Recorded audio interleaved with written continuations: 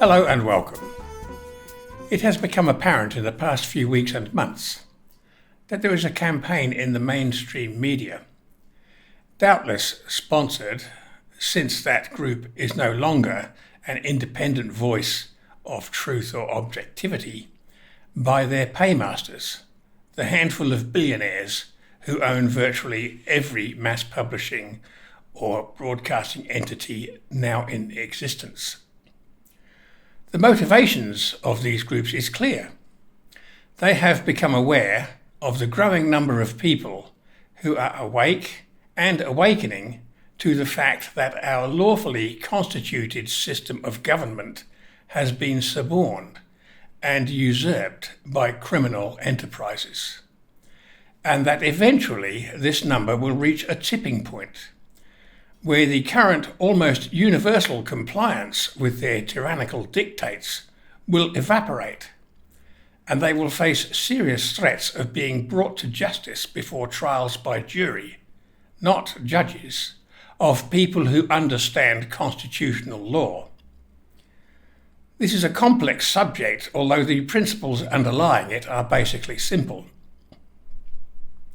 Those who are sponsoring this campaign like things to seem complicated, and they deal in obfuscation, evasion, confusion, chaos, divisiveness, and the promulgation of community polarization on as many issues as possible, because all of these make it easier to practice deception. People who are subjected to this type of tactic, particularly those who have deliberately not been taught how to think independently or objectively, are easy prey to this type of manipulation and may be maneuvered in whatever directions those pulling the strings wish to move them. The philosophical zenith of this type of campaign is to get people engaging in what George Orwell described in his book 1984, which is the exercise of doublethink. Doublethink is the practice of subscribing simultaneously to two mutually contradictory or exclusive ideas. It is not limited to any particular side of politics and can extend into almost any sphere of human endeavour. It is impossible to engage in without producing a measure of cognitive dissonance. And there is no level of cognitive dissonance which is insignificant. Humans have virtually none of the natural advantages available to other animals or life forms for acquiring the necessities of life. We can only exist by the exercise of our cognitive functions or reason. As Ayn Rand said, to say I don't want to think is to say I don't want to live. Doublethink is not a new phenomenon. For example, for many decades, the political divide has consisted of those considered basically conservative in their attitudes and those considered more progressive. Obviously, those are generalized terms, but let's unpick them for a few moments. Conservatives are typically more in favour of a freer, laissez-faire structure regarding the economy, where government intervention is kept to a minimum. On the other hand, they favour more strict controls over people's moral choices, frowning to a larger extent than the progressives on the use of recreational drugs or the procreation of children outside of family structures. Progressives, conversely, tend to favour a firmer government hand on the economy, favouring what they term a more equitable distribution of economic wealth, whilst favouring a more relaxed approach to the moral issues just mentioned than do the conservatives. Both of these groups classify themselves as champions of freedom, yet decry the restrictive measures favoured by the other as excessively abusive of a person's right to make their own choices in life.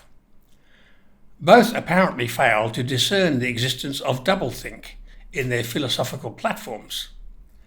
They haven't confronted full on the question of whether individual liberty or freedom is in toto a desirable concept or not. Both say that it is, but with reservations.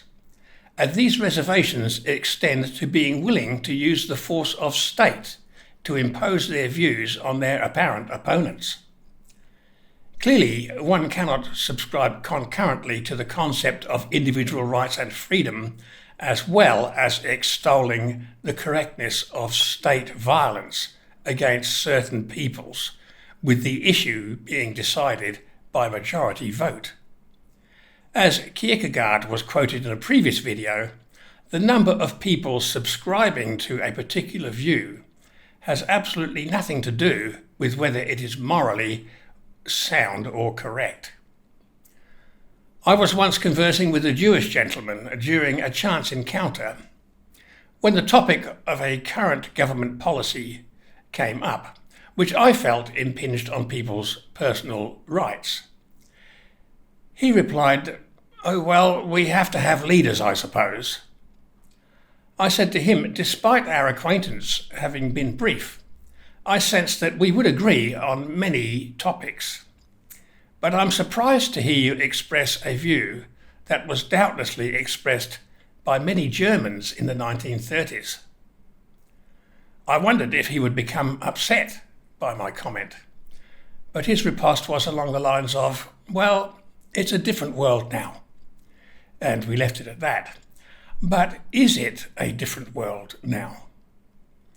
The COVID-19 era has in particular opened up many such examples of the cognitive dissonance just described.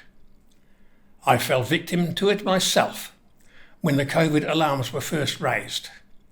I had only the mainstream media as a source of information.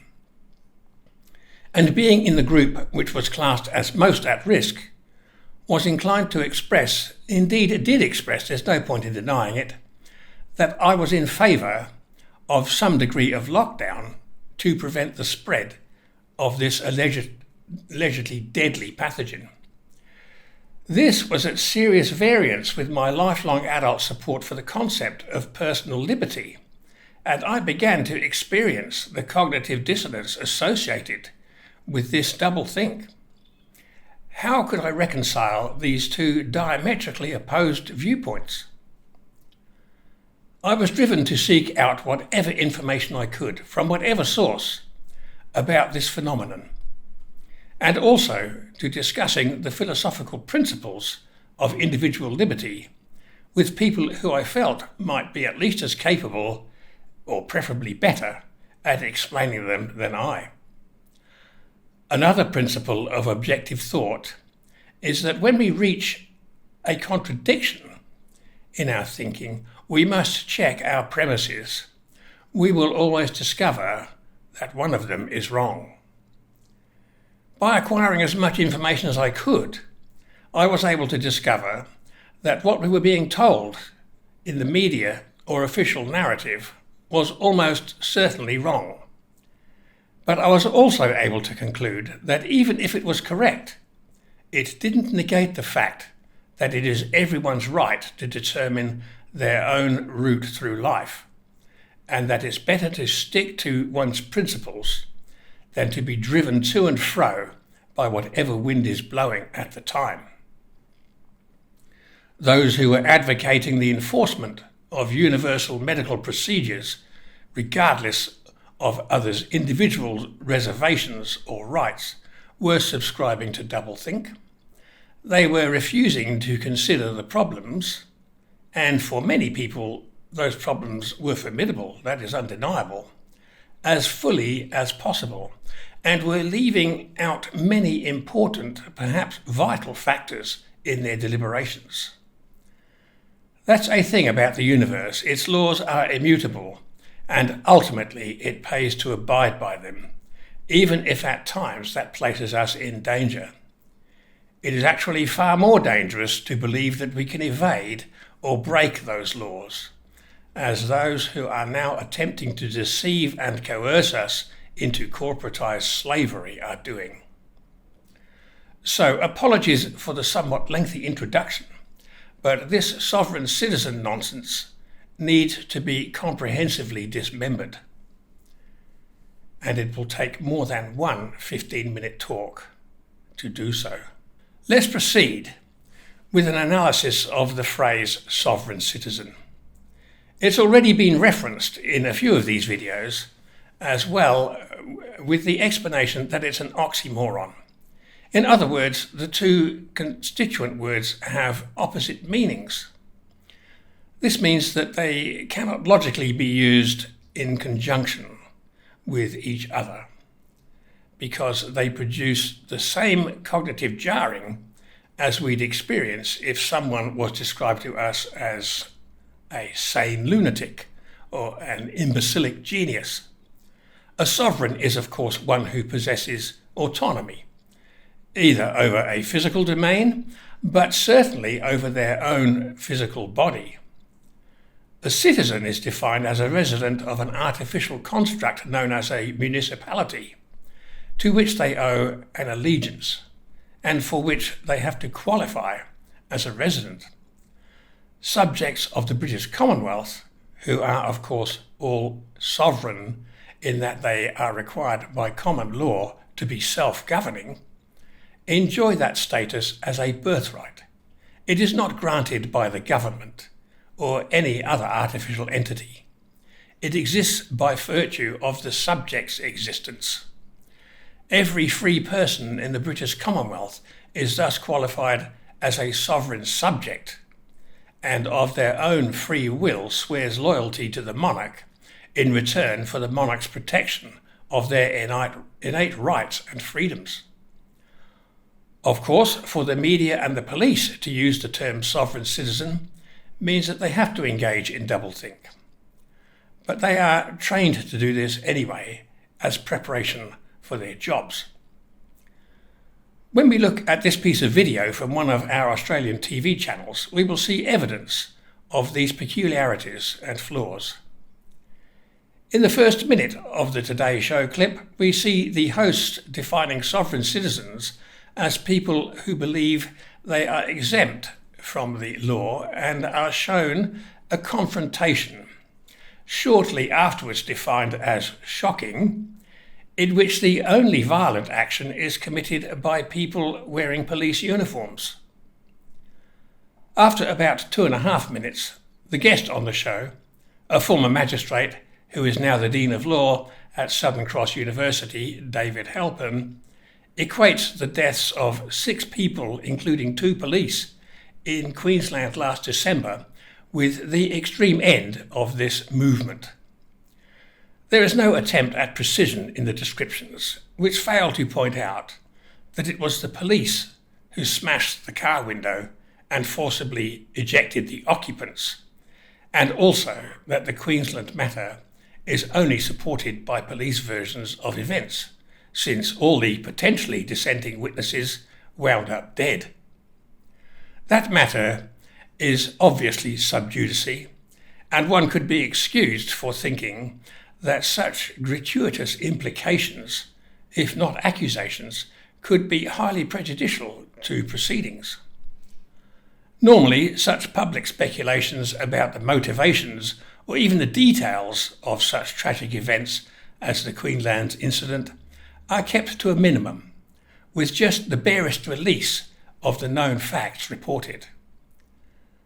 The language and the roles of script across the screen are highly emotive and expressed in such a way as to imply that anyone who questions the validity of any police or government action or legislation, which they erroneously define as law, is of questionable mental acuity and probably motivated by a rebelliousness approaching, if not attaining, criminality.